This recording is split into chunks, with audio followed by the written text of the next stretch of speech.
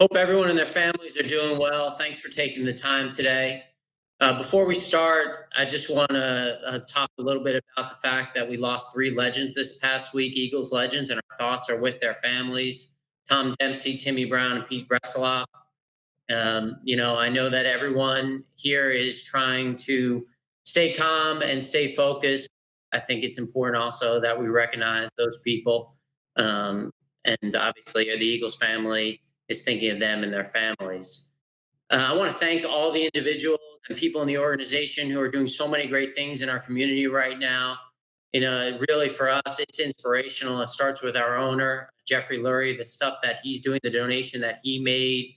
Uh, Around the league. It's really incredible. And I think in the next week, we're going to use this opportunity and this platform of the draft to do some things that contribute to that and recognize the people that are doing things and are working at this time when all of us are fortunate to be able to be in draft prep. So just wanted to make sure that we recognize those people. And next Thursday, Friday, and Saturday is a great opportunity for us to do that.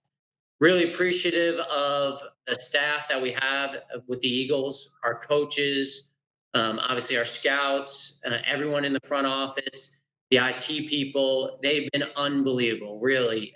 It just to see these people come together. It's amazing when you get in a moment like this to see how everyone reacts. So just wanted to thank them for their help. Okay, we'll open it up to questions. We'll start with Dave Zingaro, and then we'll go to Paul Domowich. Go ahead and unmute yourselves.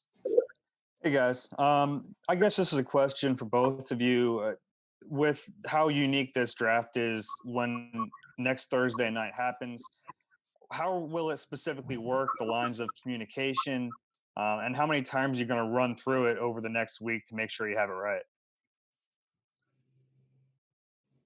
Well, I'll start. Microsoft Teams has been a godsend for us. It's been really incredible the amount of communication that we've had over it, how it's functioning, how it's working, and so we'll have different rooms, big groups, small trainers, coaches, obviously Jeffrey, Coach Peterson. As we get kind of closer to it, we'll have the same people doing a lot of the same things that they've done. Anthony Patch really for the last 20 years has been the guy on the phone telling us about the picks in front of us and then helping us kind of figure out how much time left. He'll be doing that. The person who makes the trade calls will still be doing that with the league. So we're going to try to keep it as normal as possible and the communication level as good as we can. How many times are you guys going to run through mock draft scenarios before the day? We'll have a lot of opportunities to do that. And then I think it's been publicly reported that the league will have a mock draft on Monday to run through it as well. So we'll have fun making some mock trades. Okay, we'll go to Damo and then we'll go to Mike K. Yeah, this is for both Howie and Andy. I know the major focus of most people is on the first and second rounds of this draft, but you guys have 4 of your 8 picks in a 43 pick span there right now between 103 and 146 in the third and fourth rounds. How have you approached that strategically? Is it a good place to have multiple picks this year, and at what positions? Andy. Those are great. We have 8 picks, and those 8 picks are 8 opportunities we look at. We're excited. Third round, fourth round, second round, fifth round. We feel there's players on every level of this draft, and we've stacked the board such. So we're excited for each pick and each opportunity that we're going to have. Okay, we'll go to Mike, and then we'll go to Zach Berman. Howie, given the uncertainty regarding next year's football season and draft class, how will you weigh next year's draft picks and potential trades and potential deals down the road? It's no different than in any draft. We've always valued the present and the future. That's our responsibility to make sure that we're competing not only this year, but going forward, especially, we talk about having a quarterback who's 27 years old. So I think it all depends on the opportunity. It all depends on the value. You saw it a couple of years ago when we were picking 32 and we were able to drop down and get a future second round pick. So we'll weigh all those opportunities as they come towards us. Okay, we'll go Zach and then Les. Howie, when you spoke to us at the combine, you were reluctant then to really talk about the depth of the wide receiver class before you had all the information. Now that you have that, how would you characterize this class, and how deep into the class do you think it goes where you can find quality receivers? Well, fool me once, shame on you. Fool me twice, shame on me. Is that how the saying goes? We've been in this situation a couple of times back with strong classes, and I think it's come back to bite me to talk about it. So I would just say, what we're doing is we're trying to stack the board based on the quality of the player. Obviously, there's some positions that have more depth than others, and I know a lot of other people have had the opportunity to talk about that specific position in that class, but we don't want to get ahead of ourselves and say just because there's a perceived position of strength that's where we're gonna choose from. Okay, we'll go Les and then Martin Frank. Hey, I'd like to ask this to both of you. The wide receiver position, which we were just talking about, why is it so difficult to evaluate? I've seen statistics that it's right up there with quarterback in terms of first round misses, guys that don't work out. What goes into that? And Howie, in your history with the team, looking back on guys, wide receivers who didn't become everything you had hoped, what can you see there? Is there a common thread? Is there something you've learned about that over the years? And you want to take the first part of that? Sure. It's time will tell with this draft class, as with each class. But it's an exciting class. There's different flavors, obviously, different types of receivers, and there's plenty of them in this draft and at every level, we feel. So we're excited. Our scouts have done a great job getting to know these players, stacking the board. We had an excellent round of meetings last week with our coaches, and everybody had a chance to voice their opinion. And we're excited about the strength, the depth, and the level of players that are in this draft at the receiver position. But as a scout, Yeah, what let's have you answer. found hard about that position? I think it's case by case. I think it's getting to know the players, and I think it's just watching the guy. What you see, the vision of the player. There's a lot of things that come into play when you're evaluating receivers, as in any position in this business. I think also, Les, when we talk about the receiver position, what was going on 5-10 years ago and where these guys were raised and how they were groomed at the high school level and the advent of 7-on-7 camps. So now these guys, they have so much more experience in the passing game. So I don't know that, what was going on in 2010 is the same for evaluating the position now. But obviously coverages are different in the National Football League. The quality of the corner play is different.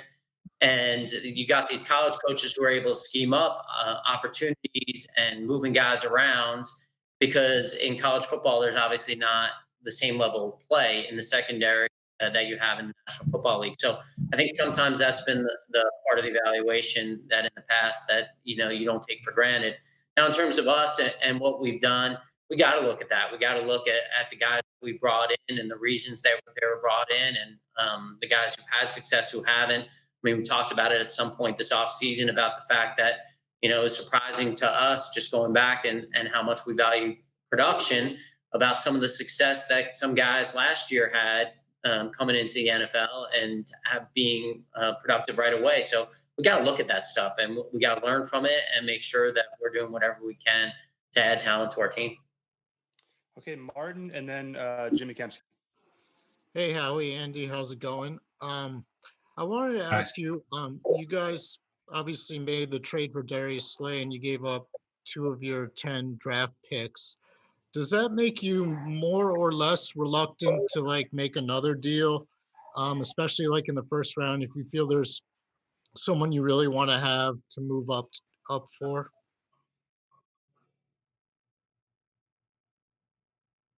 Bueller.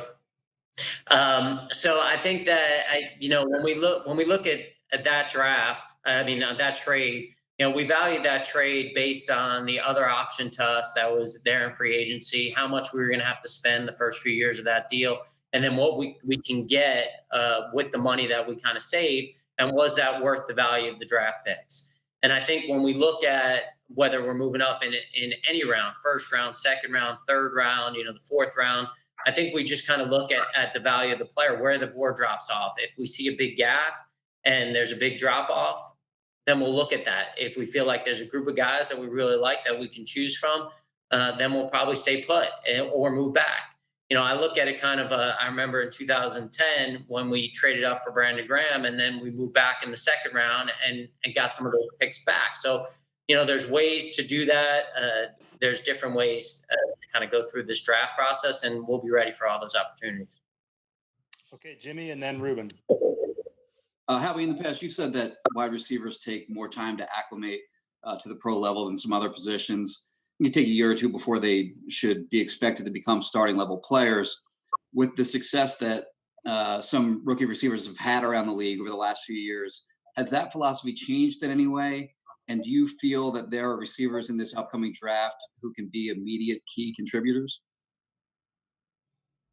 Yeah, the first part of that, I'd probably go back to my answer to Les and talk about how the wide receiver has been groomed and how it's kind of played out in high school and college football. High school offenses are changing, and so these guys are coming more prepared to college, and then college offenses have changed, and the advent of how popular the passing game is and spread formations and getting on the field earlier and getting more experience and coming to the NFL more prepared. So I think it has changed in terms of guys who are ready to come in. I think that would be great for Andy to talk about a little bit. Yeah, it's just a piggyback on that. It's become a space game, and it's become a game of matchups, spreading people out, and receivers that can win on all three levels, early, top of the route, and guys that can stretch the field. So it's become a one-on-one league and in a space game, and guys that can win and guys that can go above the rim and play the football. It's really evolved into that, I believe. Okay, Rube, and then McLean.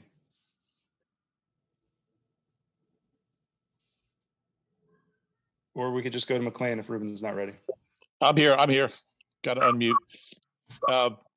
How's everybody doing? Howie, you talked a lot about how 2015 shaped you and everything you've learned that year. And I was just wondering how that experience kind of manifests itself in draft day with you. You talked about your, communication and everything and collaborative and working with I was just wondering how that all kind of translates to what happens in the draft room as far as, just the way you go about your business on draft day. Yeah, I think that when I look back at my time as a GM in Philly, there were also different regimes. Obviously started out with Coach Reed and Joe and that staff, and then Coach Kelly and how that worked. So it's always been kind of a different environment and atmosphere. And then coming back and Coach Peterson and the staff that we have now, I think that it's kind of reliance on having a lot of good people and hearing everyone's voice and trying to be collaborative, but at the same time also making sure that we're doing what's right for the team and having a kind of a vision, a big picture vision, because I've heard this a lot from us, but we're not just trying to collect talent, we're trying to build a team, and we're trying to figure out with the resources that we have what makes the most sense, what we can agency, what we can get in a trade, what we can possibly get in the draft, where it's strong, where it's weak. And I think that year was great to kind of take a step back and look at some of the things. And one of the things that I thought was really important was the regrets, regrets about maybe trying to win the draft as opposed to getting the best player for the Philadelphia Eagles. And so for us, that's what it's all about. It's not about, the next day and the draft grades that we're getting. It's about adding the right players, the right fits for the Philadelphia Eagles for the short term and most importantly, the long term. Okay, Jeff, and then McManus. Howie, we've asked you before about Carson Wentz's involvement in, with draft prospects. He's knows players. He's worked out with them before, and we've seen that play out with certain players. But this is the first draft that you guys have had since he signed out a contract extension, and we've heard so much about you guys wanting to bring in guys that he can grow with. Is his voice any louder And obviously, it's a little harder because you're not seeing him all the time. But what kind of input will he have into this year's draft? Yeah, Carson, I know he's got his hands full. He's expecting a baby any day now. And, for us, we want to communicate with all our players. Obviously, Carson's a huge part of it. And being able to sit down with him after the season and talk about our vision and just kind of keep in touch with him, make sure that he's okay and his family's okay is the priority. In the past, he had the opportunity to work out with some guys, but obviously with social distancing and everything going on, it's not the same way. So anytime we can get valuable information from any of our players about guys they know, guys they're part of, it's important to listen to that because a lot of this it's dating before you marry, and so you don't really know anyone until they're really in your building, unless somebody has already had that experience with them. Okay, Tim, and then John McMullen. Howie, you've talked in the past about how you see the first round in terms of how many guys you have first round grades on and how it breaks down in tiers. How do you see this class in that respect? Yeah, there's certainly a drop off in every draft. It's very unusual to sit there and say that you got 32 first round grades on guys. It's just not realistic. And so for us, it is the opportunity to get a young difference maker, hopefully. And so we have a cutoff on guys on the board where we think the talent level drops off, and we're optimistic that we'll be able to get someone who will do a great job for our football team and make an impact not only next year but going forward. Okay, go ahead, John, and then John Clark. Hi, guys. For both of you, Howie, you kind of mentioned about this process being like getting married, getting prospects into the building. With the current uncertainty, you don't know when that's going to happen. How has it affected your evaluation through this whole process for you and Andy?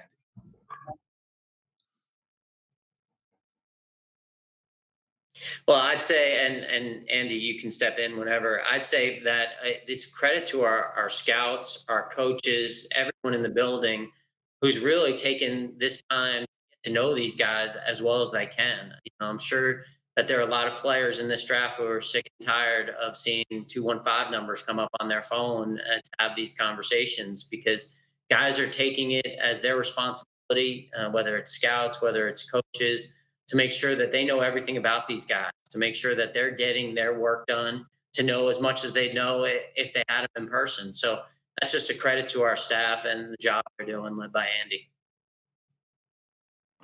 Yeah, just to touch on it even more, our scouts are the first ones in the fall. They're the ground troops. They go into the schools, they get the information on the players, and through the process, as we get into the All-Star games, we spend time with each player, and we do individual interviews, and sometimes we do group interviews and formal interviews at the Senior Bowl, 15 or 16 guys, and then we had the 45 at the Combine this year, and you just take all that information that you have. Everybody's in the same boat.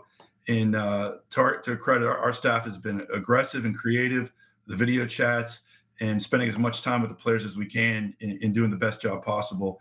So we've done a really good job in getting to know these players, we feel, and we're excited for next week. Okay, John Clark, and then Kristen Rogers. Good morning, guys. Question for both of you about not being able to have that, look the player in the eye contact after the combine and maybe get that gut sense. So if there's any medical issues or character issues, how much are you going to wrestle maybe making a safe pick in this environment versus you really maybe could get a talent and the value above maybe that spot that you're picking in? Andy. I think you take all the information you have and you make the best decision you can on each player, on each individual case. And, that's what we've done in this entire process. The film evaluations, the All-Star evaluations, the Combine evaluation, meeting with the players when we had the opportunity.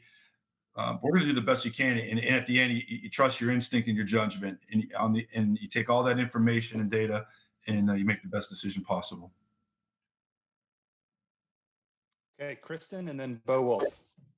Hi, good morning. morning, Howie and Andy. Howie, this is for you. You know, we're all making adjustments right now during this time of COVID-19, from just doing this over Zoom right now to how the draft is going to be conducted. Can you appreciate the fact that we're even having a draft right now and having that sense of normalcy for fans out there?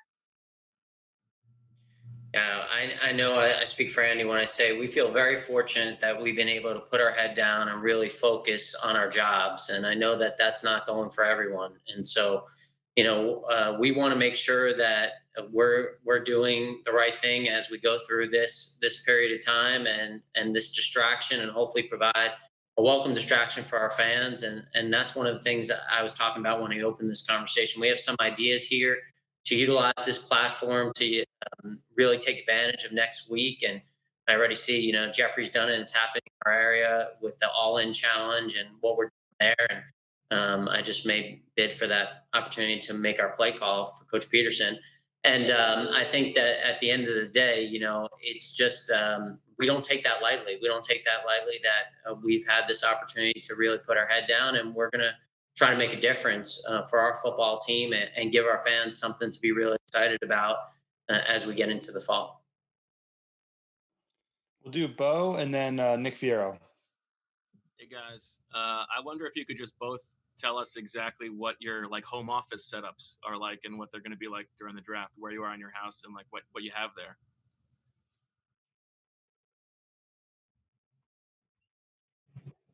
Yeah, so I'm fortunate. I have a home office, and about 2 years ago, Pat Dolan, who heads our video group, he came out and he outfitted it like it was my office at NovaCare. He gave me all the bells and whistles so I could watch tape, so I can use our scouting system. So I had all the resources at my disposal, and he did that because there were times that we'd be in the off season or be late at night, and I wouldn't have everything I needed. And there's really no excuses for our setup right now. It's incredible. It's a great tribute to our staff to put us in the position that it's really been seamless. And as we talk about draft day, I know some GMs, some people that I'm friends with have given people an opportunity to see it, which I'll do here. And we're just going to add all the bells and whistles that we would have there, so that there's really obviously we have a state-of-the-art draft room, an amazing draft room, and we'll miss that, and we'll miss the contact.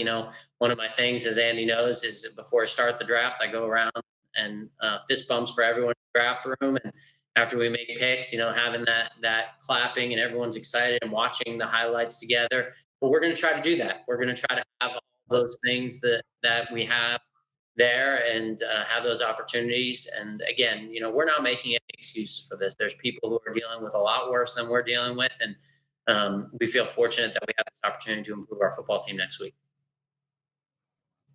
Yeah, just to touch on Andy, that as well. My office is on the first floor of our house here, and I've actually taken my wife use this for her business, and I've overtaken it. She's let me use it for this for the month and the foreseeable future. But it's the same thing. Pat Dolan, our IT department, video, Anthony Cozy, they've been absolute rock stars. And this has been a seamless tradition. We've been efficient. We've been able to get our work done. The connectivity we felt as one with our group last week, 30 people plus on the calls, was outstanding. It was a great transition.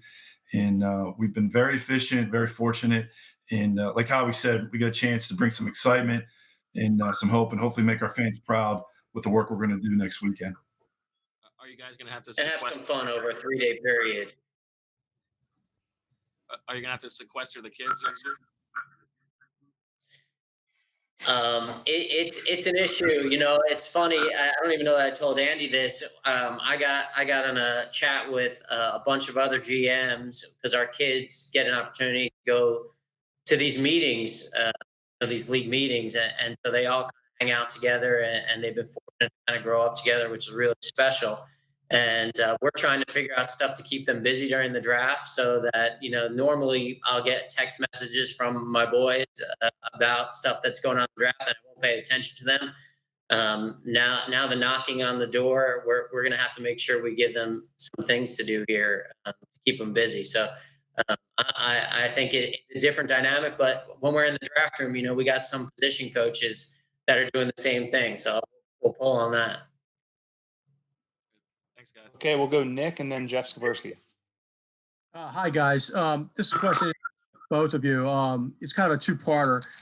It's been suggested, I think that the Steelers GM, Kevin Colbert, was hoping to maybe get this draft extended to 10 rounds just because of what you're facing this year. I wanted to know what your thoughts were on that, and also how that might impact.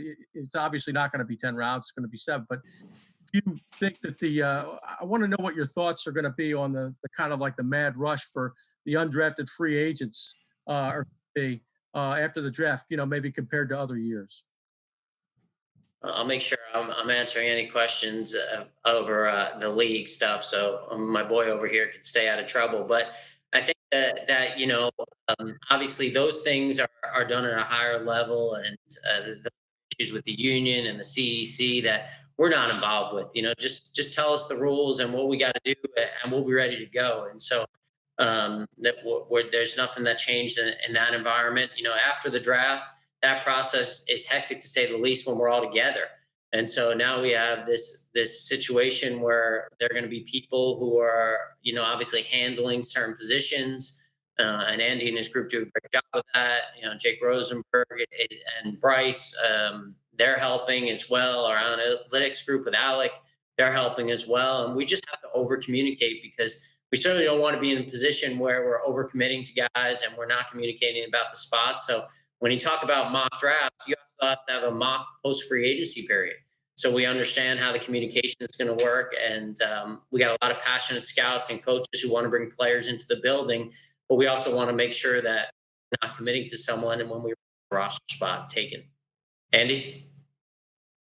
Yeah, it's just a lot of it's about relationships and in connectivity in this business, and our scouts establishing relationships with the players as they go through the all-star process. We get to the combine, you get a chance to spend some time with the player, and now with the video chats and the Skypes, all those come into play. And it's about being a good salesperson and being a good recruiter.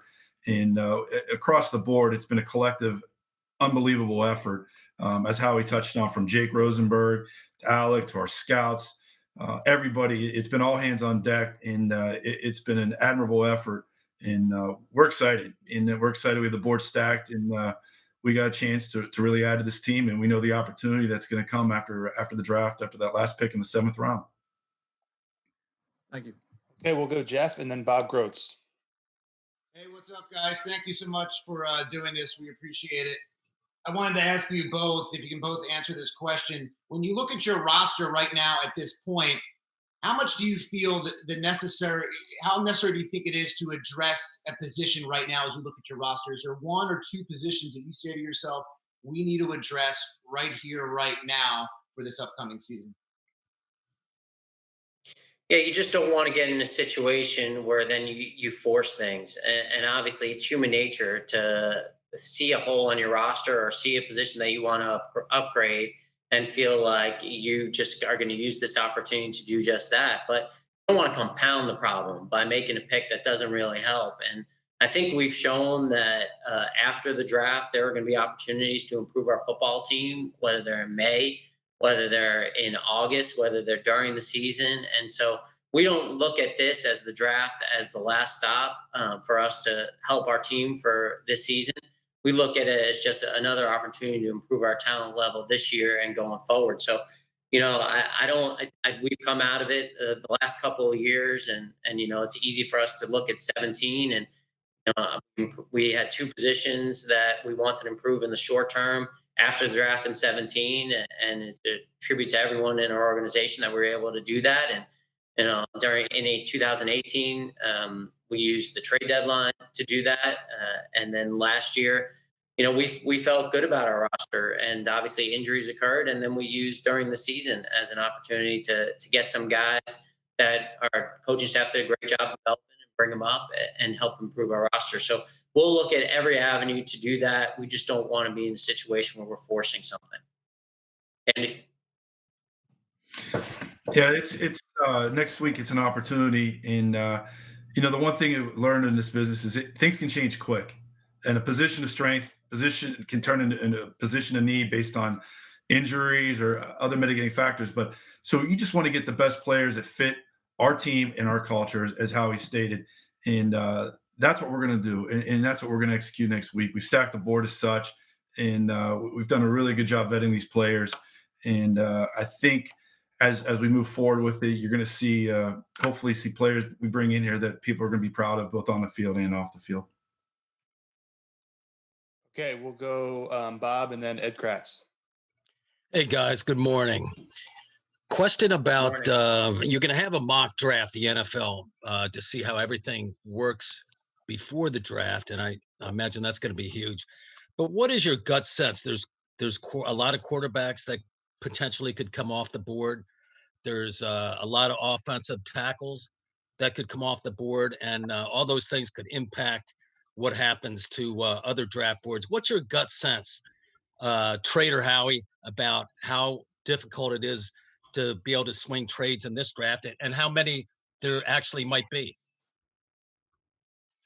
Yeah, the question about 2015 and some of my experiences, and I know that we've talked about the 2014 draft, and right away that dynamic trade changed in the trade market with trade that happened in the top 10, and then the price went up, and then we had gone through a bunch of mock scenarios, and we had a worst case scenario and a best case scenario, and so you got to be prepared for the worst case scenario. You got to stack the board in the way that you would be comfortable taking the 21st player on your board, not, hope. And we say this a lot, hope's not a strategy. We have that sign hanging up, but not hoping that someone's going to fall to you. And so we'll expect the worst and hope for the best. And then we'll make sure we understand as the draft is going on, what's going on, what's going on in the trade market, what people are getting, what people are looking for, where the run has begun, where our board drops off. And that's one of the things that always makes draft day exciting and gives you butterflies, just like you're doing anything.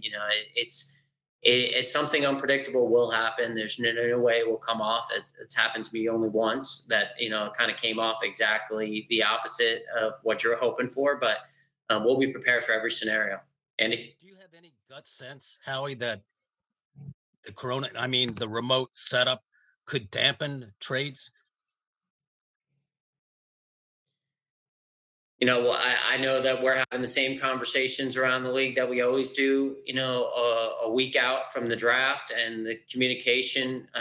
We got a great group of GMs and guys that really do a great job communicating with each other, talking to each other. It's a fraternity. So a lot of that conversation is happening now. Now, I think a lot of it depends on just how it goes and where people are and what people want to do. And I don't think that there's going to be a lack of communication, because we're communicating on the phone during the draft anyway. We all have each other's phone numbers. We'll all have multiple phone lines. So I think that there'll be the same level of communication, because that doesn't change. That's the one thing that's not going to change. When we're in our draft room and we're talking to the Jets, that's not face-to-face interaction anyway. It's Joe Douglas picking up the phone and calling us. Joe, call us. We're here. We'll go Ed and then Rob Motti. Hey guys, thanks a lot for doing this. Given the number of injuries this team has had the last couple of seasons, and without the ability to really do medical rechecks with your own staff, and there have been some players, some prospects that have had some surgeries since the combine ended. Would you be hesitant to take somebody unless you were 100% sure of their medical? Andy? I think you take all the information, as we said, we really rely on our medical staff, and you take all the information that's acquired, and it's a case by case situation you do with each player. Everybody recovers different, and you look at history and players, and I think you just have to treat it as a case by case player, and make the best decision based on the data that you have. Andy, it's a great opportunity for us also to thank, our chief medical officer. Arsh is unbelievable. He's dealing with so much on his plate right now as a doctor, and him being able to give the time. I can't imagine he's sleeping right now, but him able to give us all the information on these guys.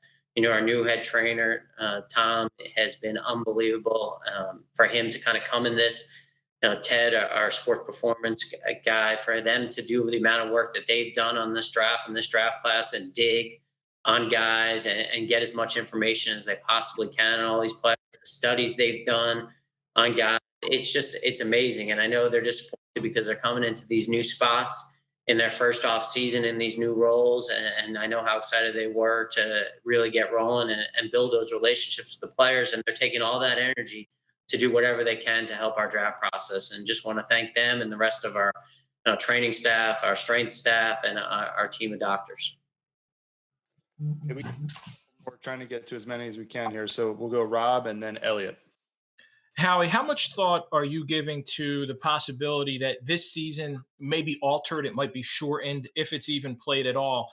And could that impact what you may do in the draft next week? Meaning maybe more willingness to trade next year's picks because there may not be an opportunity to see college football in 2020. So maybe next year's picks could be less desirable, whereas this year, you know what you're getting. Yeah, you could drive yourself crazy with trying to get involved in all the scenarios. What if it's the opposite? What if, you go through the what ifs, and I think we can control one thing, and that's that we've had a full draft process here from May, and we will have a draft next week, and, everything else is out of our control. So we'll control what we can control, and that's this draft. And obviously, we'll always keep one eye on the future as well in future drafts. But I think if you start going through these what-if scenarios, you can drive yourself crazy. So we'll deal with the information that we have at hand, which is it's a great opportunity next Thursday, Friday, and Saturday to improve our football team for this season and seasons beyond. We'll wrap up with Elliot and then Daniel Gallen. I was curious, outside of just speed, what qualities do you look for in receivers that make you think they can stretch the field on the next level? And then now that you've had more time to watch them, what are your scouting reports on Henry Ruggs and KJ Hamler? And you want to just forward our scouting reports to Elliot? Right. That'd be great. Just kidding. Totally. There's And a you want to report talk for about both facts. Yeah, I think it's just time, speed, and play speed, and I think you talk about when you're watching a guy play, and sometimes the 40 times don't match up with the play speed, but a lot of times you got to come back to what you see on tape. Are they running by people consistently? Do they create gaps of separation? I think those are all things, and it's evident when you do tape study on players, and you see sometimes the quality defensive backs that players go up against. But there's a lot of fast receivers in this draft.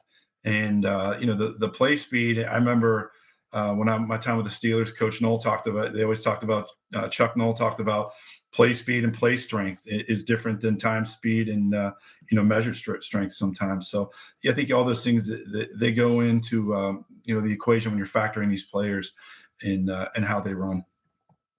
Howie? And Elliot, I think Andy makes a great point. You see all the time that a guy may run a 4.4, but then he gets in pads and he doesn't play to that time speed, and the opposite. I know we tell our scouts all the time, I don't know that there's a faster guy in pads that I've ever seen in my 21-year career than Deshaun Jackson.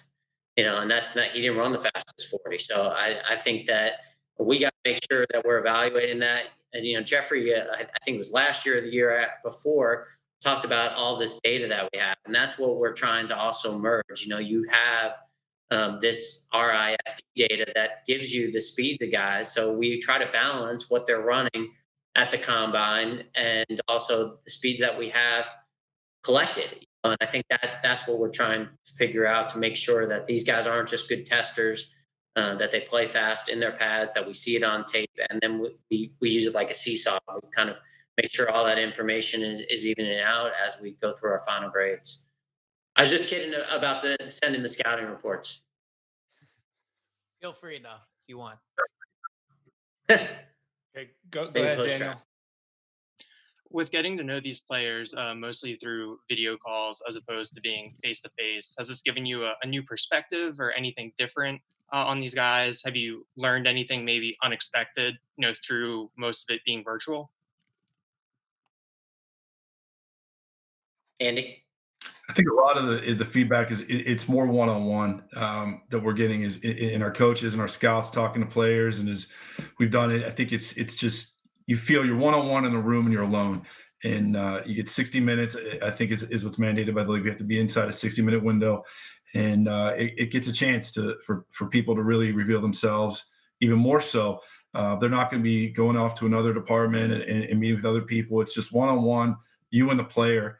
And it gives them a chance to more so bare their soul and who they are and really get to know the person more so.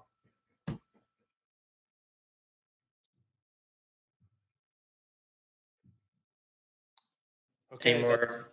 That's about all we have time for. So Thanks, I everybody. just want a couple of things. I know, we got a chance to get some of the questions. I think Jason has announced he's returning today, right? Is that out? He said he's retiring from arm wrestling. That's a good thing. When we get back to going out in Philadelphia, that'll be good that our fans don't even challenge them to arm wrestling anymore. That's not good business. I know this is a difficult time for all you guys. You guys, I know the effort and energy you put into your work and your job and your craft and spending the time, not just at your homes, at your desks, really finding out all the information. And just wanted to say, I know that this is a difficult situation for everyone in Philadelphia, but the fact that you guys continue to do your work and put forward content for our fans, we appreciate it. We may not always act like it, but anything that continues to give everyone, some distraction and some insight into Eagles football. So appreciate all of you guys. Stay safe and look forward to talking with you again here in the next week.